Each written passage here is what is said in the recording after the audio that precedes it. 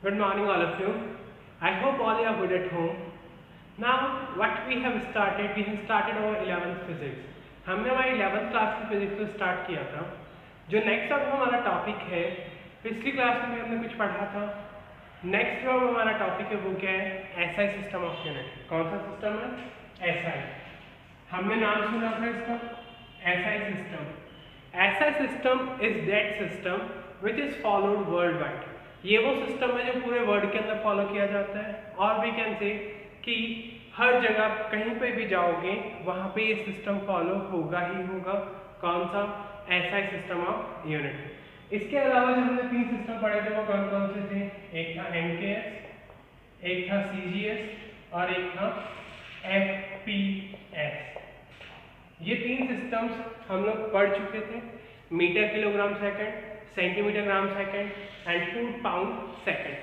But ये जो तीनों सिस्टम्स होते हैं, इन तीनों को हम इजीली किस में कन्वर्ट कर सकते हैं? एसआई सिस्टम में. एसआई सिस्टम में जब कन्वर्ट करते हैं तो हमारे लिए आंसर्स आना एक नॉर्मल थिंग हो जाता है. आंसर्स क्या आते हैं? करेक्ट आते हैं. और वी कैन से ज़्यादा करेक्ट आते हैं. तो इस तरह से ये एसआई सिस्टम वर्क करता है. एसआई सिस्टम की हम बात करते हैं. उसको समझने से पहले हम देखते हैं फिजिकल क्वांटिटी क्या होती है. Physical quantity. फिजिकल क्वांटिटी वो क्वांटिटी होती है जिसकी हेल्प से हम फिजिक्स के अंदर जितने भी लॉज होते हैं उन सबको समझ पाते हैं. एनी फिजिकल क्वांटिटी, कोई भी क्वांटिटी फिजिक्स के अंदर जिसकी वजह से हम लॉज को समझ पाते हैं, वो सारी क्वांटिटीज कौन सी होती हैं? Physical quantity. ये जो फिजिकल क्वांटिटी होती है दो तरह की होती हैं. एक होती है फंडामेंटल, एक होती है फंडामेंटल और एक होती है डिराइव्ड. एक होती है फंडामेंटल और एक होती है डिराइव्ड. फंडामेंटल क्वांटिटी और डिराइव्ड क्वांटिटी में क्या फर्क होता है? सिंपल सी बात करते हैं. जैसे हम लोग बहुत छोटे थे, बहुत छोटे इन द सेंस कि हम लोग 2-3 साल के थे. जब हम 2-3 साल के थे तो हमें सिर्फ एक बार बोलना सिखाया जाता था, ABCD या फिर 1 2 3 4. वो सारी क्वांटिटीज क्या थी? फंडामेंटल क्वांटिटीज थी. बट जैसे जैसे हम बड़े होते गए तो क्या हुआ?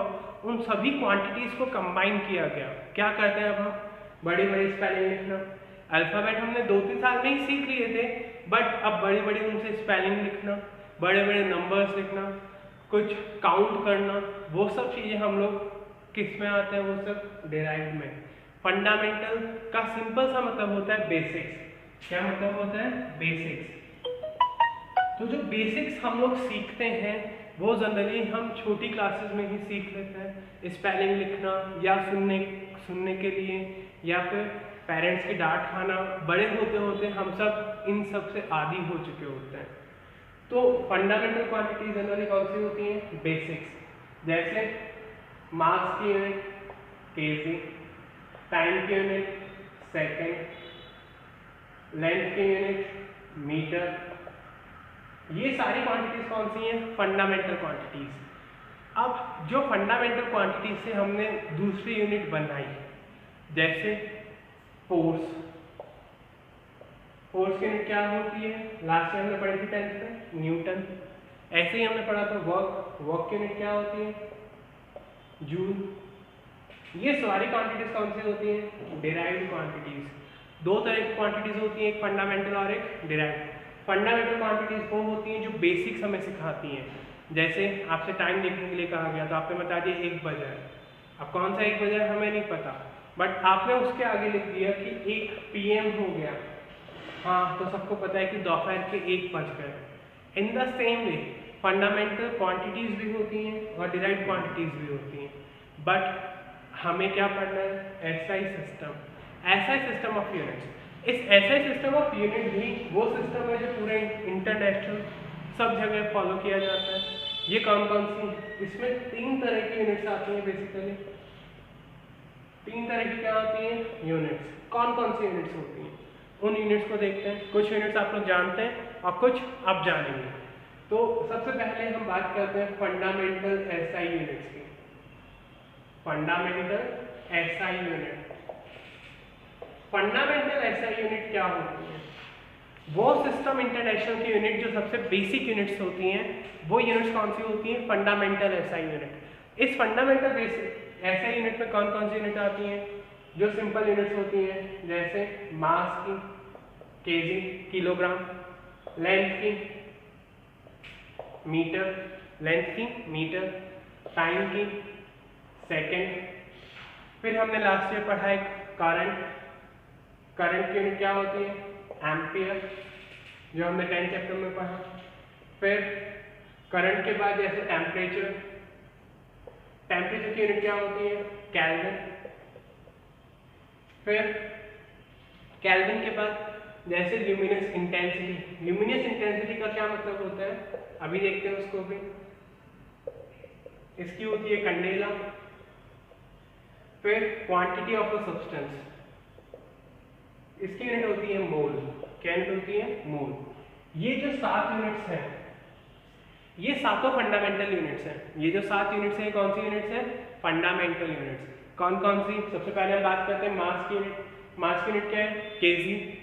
लेंथ की यूनिट क्या है? मीटर। टाइम की यूनिट क्या है? सेकंड। करंट की यूनिट क्या है? एम्पियर। और इसके अलावा जो यूनिट्स है वो कौन सी है? टेम्परेचर की केल्विन, ल्यूमिनस इंटेंसिटी कैंडेला, और क्वांटिटी ऑफ अ सब्सटेंस मोल। मोल भी आप लोग पढ़ चुके हैं। आपके लिए सिर्फ एक यूनिट नहीं होगी, कैंडेला और एक temperature. Candela unit, luminous intensity का मतलब क्या होता है? जैसे हमें क्या करना है कि सन की हीट वेव्स को बहुत ज़्यादा गर्म करना है, और बहुत ज़्यादा गर्म करने के बाद उसको हमें यूज़ करना है। हमने क्या किया? उसको एक जगह कलेक्ट किया।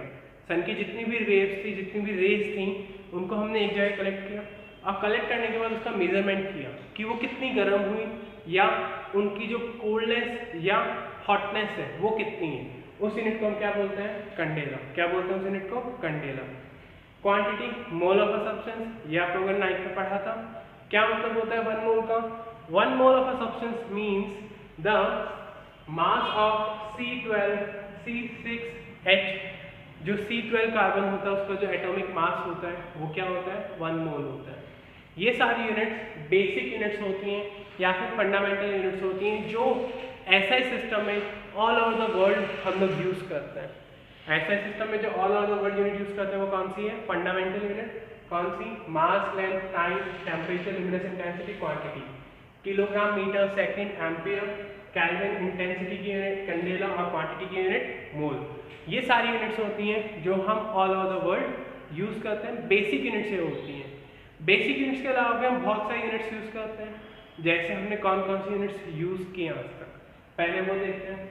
हमने फोर्स की यूनिट की न्यूटन, वर्क की यूनिट पिछले साल यूज़ की थी हमने, क्या थी? याद है? जूल। फिर हमने नेक्स्ट देखा था रेजिस्टेंस।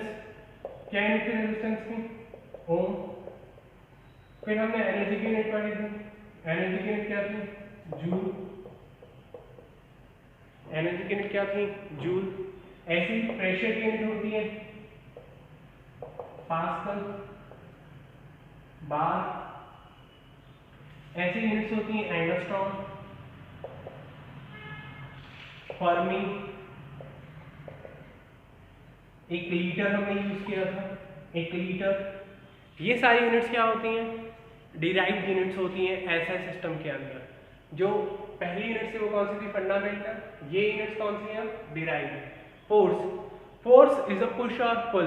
हम किसी चीज को धक्का दे रहे हैं या खींच रहे हैं तो उसके ऊपर जो थिंग अप्लाई होती है वो क्या होती है? फोर्स की यूनिट क्या होती है? Newton, because of the great scientist Newton ने ही सबसे पहले फोर्स की डिस्कवरी की, या फिर हम कह सकते हैं कि उन्होंने सबसे पहले इसके एग्जांपल्स दिए। Work, joule. रेजिस्टेंस की खोज किसने की थी? ओम। और उस लॉ को हम क्या बोलते हैं? Ohm's law. एंगस्ट्रॉम का मतलब होता है 10⁻⁻10 मीटर। एक एंगस्ट्रॉम में कितने मीटर होते हैं? 10⁻⁻10 मीटर। 1 लीटर में कितने मीटर क्यूब होते हैं? 10⁻³ मीटर क्यूब।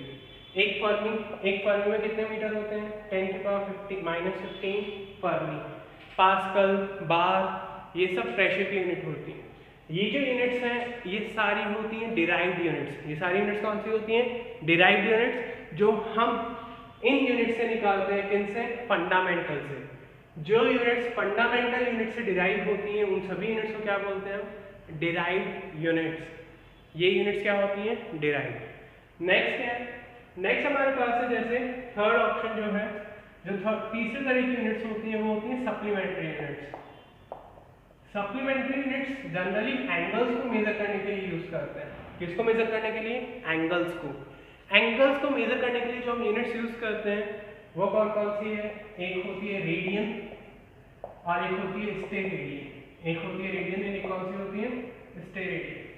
ये दो यूनिट्स हम लोग यूज करते हैं एंगल्स को मेजर करने के लिए।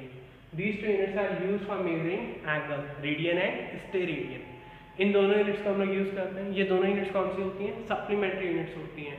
Is that clear all of you? SI system, SI system में तीन तरह की यूनिट्स होती हैं। कौन कौन सी? फंडामेंटल, फिर डिराइव्ड और फिर सप्लीमेंट्री। जो फंडामेंटल यूनिट्स होती हैं उन सब की डेफिनेशन फिक्स होती हैं। उन सब की क्या होती हैं? डेफिनेशन फिक्स होती हैं। कौन कौन सी, किनकी क्या डेफिनेशन होती है वो देखते हैं। सबसे पहले हम बात करते हैं जैसे हम लोग देखते हैं मास। मास की यूनिट क्या है? केजी। तो फंडामेंटल एसआई सिस्टम के अकॉर्डिंग ये केजी क्या होता है? KG is the mass of a platinum iridium cylinder. एक प्लैटिनम इरिडियम का सिलेंडर, एक प्लैटिनम इरिडियम का सिलेंडर एक लैब में रखा हुआ है पेरिस की, फ्रांस में। तो उसका जो मास होता है वो कितना होता है? 1 किलोग्राम। वो क्या होता है? 1 kilogram. The mass of platinum iridium cylinder placed in standards of weighing and measurements in Paris at France is 1 kilogram. Platinum iridium cylinder का मास होता है 1 किलोग्राम। उसी के अकॉर्डिंग 1 किलोग्राम की डेफिनेशन दी जाती है। ऐसे ही लेंथ, लेंथ क्या होता है? 1 metre. 1 metre is the length of velocity of light in 299 into 10 to the power 6 और 299 into 10 to the power 5 second. इतने सेकेंड के अंदर जो डिस्टेंस ट्रेवल करती है वेलोसिटी ऑफ लाइट, जो डिस्टेंस ट्रेवल करती है वेलोसिटी ऑफ लाइट वैक्यूम के अंदर is 1 metre. The distance travelled by vacuum in vacuum by velocity of light, the distance traveled by velocity of light in vacuum in 1/299 × 10⁵ second is 1 meter। इसी तरह से temperature, 1 Kelvin is that temperature at which 1/273.13 part of triple point exist. इन सातों की कुछ ना कुछ definition है। वापस सुन लेना, इन सातों की कुछ ना कुछ डेफिनेशन है। बेसिकली डेफिनेशन पूछी नहीं जाती है, बट आपको ये पता होनी चाहिए कि हाँ इनकी डेफिनेशन है। मैं इस चैप्टर की जब PDF भेजूंगा आपको तो उसमें भी डेफिनेशन आपको मिलेगी। आपको इन सातों की डेफिनेशन को याद करने की जरूरत नहीं है। क्यों? क्योंकि हर एक के अंदर ऐसी कुछ क्वांटिटीज है, जैसे ये लेंथ के अंदर थी, ठीक है, ये मास के अंदर थी, ये टेम्परेचर के अंदर थी। तो हर एक के अंदर कुछ ना कुछ ऐसी क्वांटिटीज हैं जो टाइम टू टाइम क्या होती गई? चेंज होती गई। जो टाइम टू टाइम क्या होती गई? चेंज। तो इस वजह से इन पे क्वेश्चंस बहुत कम पूछा जाता है। Is that clear? Now we will move on to our next part, how to measure these units. इन यूनिट्स को हम कैसे मेजर करते हैं? और सबसे पहले हम मेजर करेंगे लेंथ का। सबसे पहले हम किसका मेजर करेंगे? लेंथ का, कि हमने लेंथ को पुराने जमाने से लेकर अब तक कैसे मेजर किया। Is that clear all of you? मैं देखा कि ऐसा ही फंडामेंटल यूनिट्स की डेफिनेशन वगैरह कैसे कैसे हम लोग लिख सकते हैं। नेक्स्ट जो थिंग हमारे पास है वो क्या है? लेंथ। और लेंथ को कैसे हम मेजर कर सकते हैं? तो लेंथ होती क्या है? सबसे पहले वो देखते हैं। लेंथ, जैसे मैंने क्या किया, एक लाइन इस तरह से ड्रॉ की। अब आपसे पूछा जाए कि इसकी लेंथ कितनी है, तो अभी हम लोग क्या कर रहे हैं कि अभी हम लोग सिंपल सा एक काम करेंगे। एक स्केल हम लोग लेंगे, और स्केल लेने के बाद हम लोग क्या करेंगे, यहाँ से यहाँ तक के डिस्टेंस हम मेजर कर लेंगे। और मान लीजिए डिस्टेंस कितनी आ गई, 15 सेंटीमीटर की डिस्टेंस आ गई। तो अभी इस टाइम पे हम लोग इस तरह से मेजर करते हैं किसी भी लेंथ को। बट पुराने टाइम में क्या होता था, कैसे हम लेंथ को डिफाइन करते हैं, वो सब हमें सीखना है। तो सबसे पहले लेंथ होती क्या है, it is the difference in the position, it is the difference in the position of any two objects instantly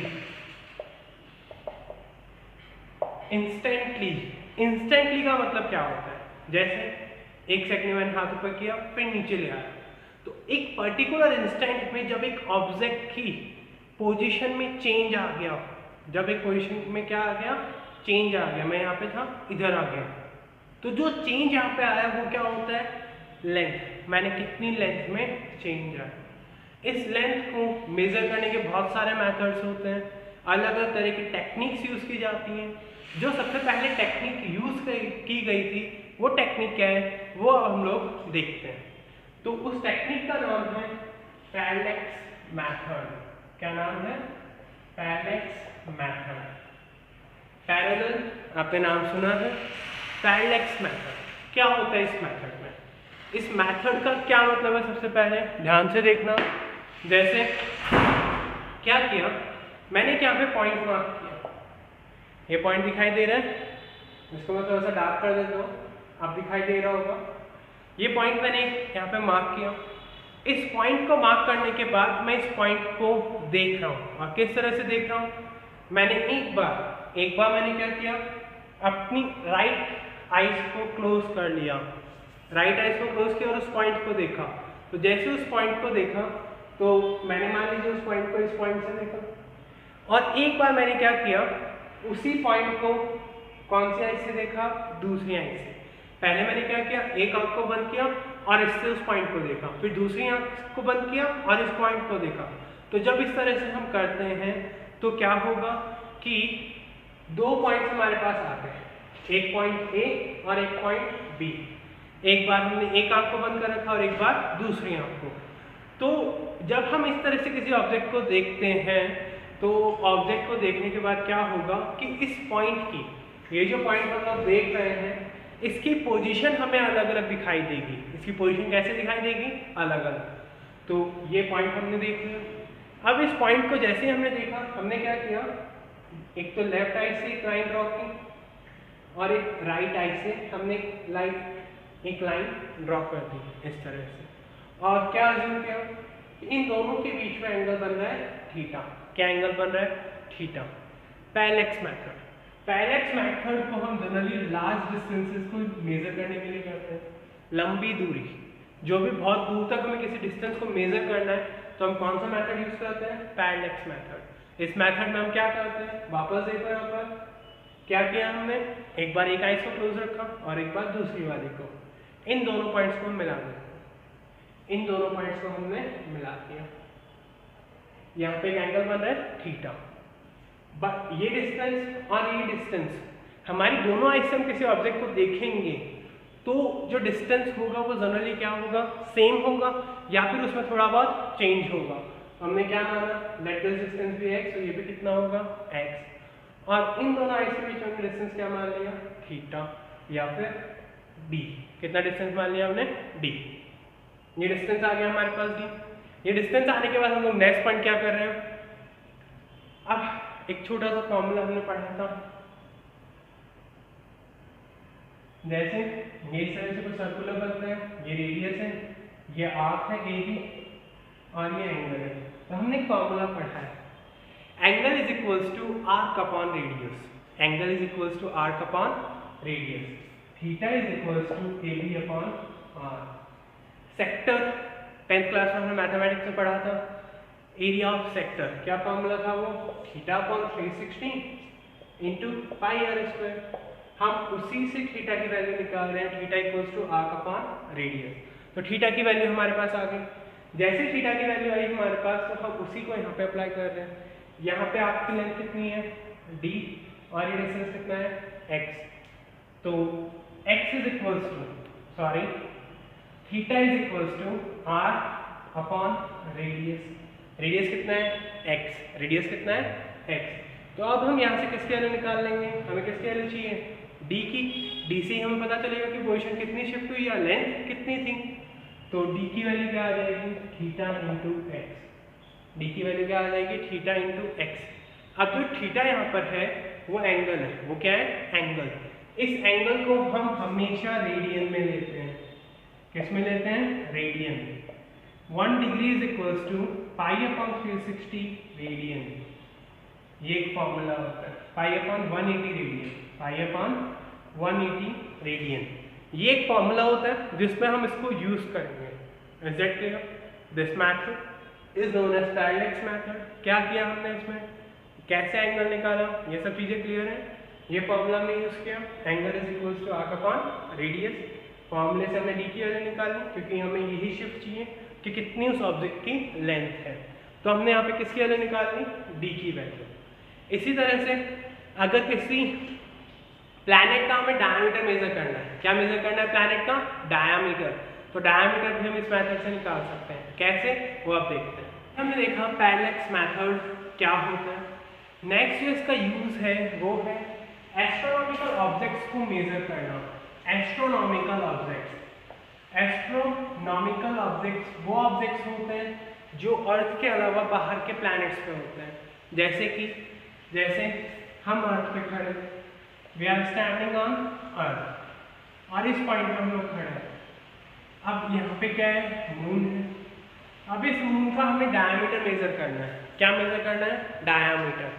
तो इस मून का डायमीटर मेजर करने के लिए, किसी भी प्लैनेट का डायमीटर मेजर करने के लिए हम लोग क्या करेंगे, हम लोग इस पॉइंट से हमने मून के दो अपोजिट एंड को देखा, दो अपोजिट एंड को, एक ये और इसके जस्ट अपोजिट ये वाला है। ये एंड हमने देखा इस पॉइंट से। हम अर्थ के इस पॉइंट पे खड़े। किसी भी प्लैनेट, जैसे अगर कोई सैटेलाइट भी है, मून है, किसी भी एस्ट्रोनॉमिकल ऑब्जेक्ट को देखने के लिए हम इस मेथड का भी यूज कर सकते हैं। जैसे हम अर्थ के किसी पॉइंट पे खड़े, हम मून को देख रहे हैं, हम मून के दो अपोजिट एंड्स को देख रहे हैं, एक इधर और एक इधर। लेट दिस डिस्टेंस भी PQ और ये पॉइंट क्या है E, और यहाँ पे इन दोनों के एंगल कितना बन रहा है थीटा। अब हमें इस मून का डायमीटर पता करना है। क्या पता करना है डायमीटर। तो हमने क्या माना, let this distance be r and this is also r। जब ये डिस्टेंसेस दोनों r हैं तो जैसे अभी हमने पैरेलैक्स मेथड में पढ़ा वैसे ही थीटा इक्वल्स टू, थीटा किसके इक्वल आ जाएगा आर्क अपॉन रेडियस। आर्क की लेंथ कितनी है d और रेडियस कितनी है r, ये डिस्टेंस कितना है r। तो d की वैल्यू क्या आ जाएगी d is equals to theta into r। यहाँ पे भी थीटा किस में आएगा रेडियंस में आएगा, यहाँ पे भी थीटा किस में आएगा रेडियंस। क्लियर है सबको। नेक्स्ट एक और जो सिंपल सा मेथड होता है वो होता है इको मेथड। इको क्या होता है इसके अंदर, जैसे कोई भी माउंटेन रीजन्स होते हैं तो माउंटेन रीजन्स में क्या होता है कि आपकी आवाज़ आपको ही कुछ टाइम के बाद सुनाई देती है। आपकी आवाज़ आपको ही कुछ टाइम के बाद क्या देती है सुनाई देती है। That is due to echo. वो किसकी वजह से होता है इको की वजह से। अब ये इको की वजह से हम कैसे डिस्टेंस को मेजर कर सकते हैं, तो इसका एक एग्जांपल देखते हैं। जैसे एक हमारे पास क्या है वॉल है, एक क्या है वॉल। हमने एक बुलेट को फायर किया, एक बुलेट को क्या किया फायर। बुलेट यहाँ से ऐसे आई और इससे आके टकराई। हमने क्या किया बुलेट को यहाँ से फायर किया और फायर करने के बाद यहाँ आके टकराई। तो जैसे ही बुलेट इस वॉल के आके टकराएगी, इस वॉल के आके क्या करेगी टकराएगी, तो क्या होगा जो टकराने की साउंड है वो वापस हमारे ईयर्स तक पहुंचेगी। यानी जहाँ पे हम खड़े थे, मैं यहाँ पे खड़ा था, मैंने बंदूक से गोली छोड़ी, दीवार पे जाके टकराई, आवाज आई और आवाज आने के बाद मेरे कानों में वापस वो आवाज सुनाई दी। That is known as echo. We can say it as echo. इसे भी हम क्या बोल सकते हैं इको। तो जैसे मैंने क्या मान लिया कि बॉल और हमारे बीच में डिस्टेंस थी x और आवाज आने में कितना टाइम लगा, let that be time t।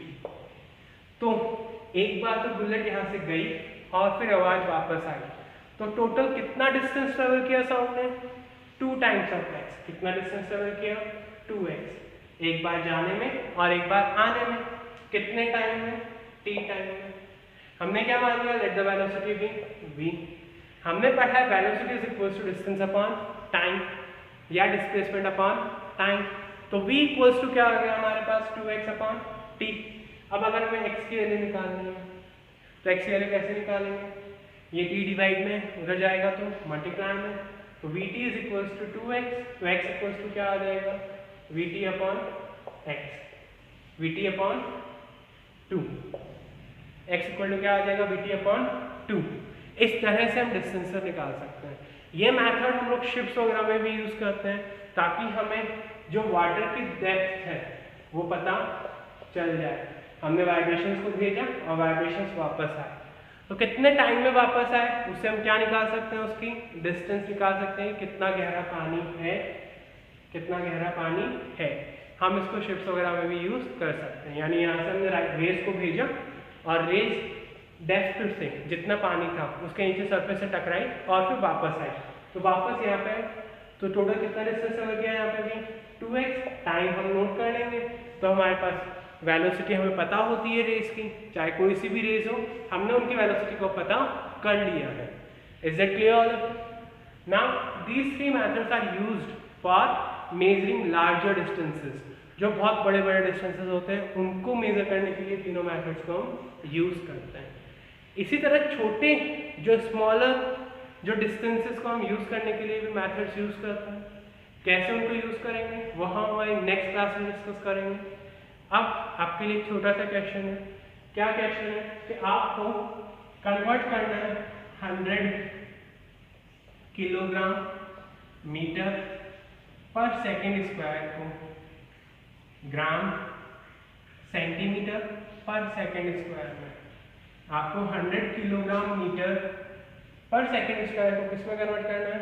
Gram centimetre पर सेकेंड स्क्वायर। ये क्वेश्चन है आपके पास। और दूसरा क्वेश्चन है आपको कन्वर्ट करना है 100 ग्राम्स को 100 ग्राम पर सेंटीमीटर को किलोग्राम पर मीटर में। 100 ग्राम पर सेंटीमीटर को किलोग्राम पर मीटर में। ये 2 क्वेश्चंस आपको करने हैं। ये दोनों क्वेश्चंस दिखाई दे रहे हैं। ये दोनों क्वेश्चंस आपको करने हैं। क्वेश्चंस क्या है? You have to convert 100 kilogram meter per second square into this gram centimeter per second square and 100 gram per centimeter into kilogram per meter. This conversion is basically what? ये है क्या conversion? It is basically in first question में आपको convert करना है किसको? MKS को CGS में, MKS को CGS में। और सेकंड क्वेश्चन में इसका उल्टा करना है। और सेकंड क्वेश्चन में क्या करना है? इसका उल्टा। Is that clear all of you? ये दोनों क्वेश्चंस आपको ट्राई करना है। हम लोग कुछ कन्वर्जन्स करेंगे अगली क्लास में और मेजरमेंट ऑफ स्मॉलर डिस्टेंस को भी देखेंगे कि कैसे हम छोटे छोटे डिस्टेंसेस को भी मेजर कर सकते हैं। Is that clear all of you? Thank you all of you.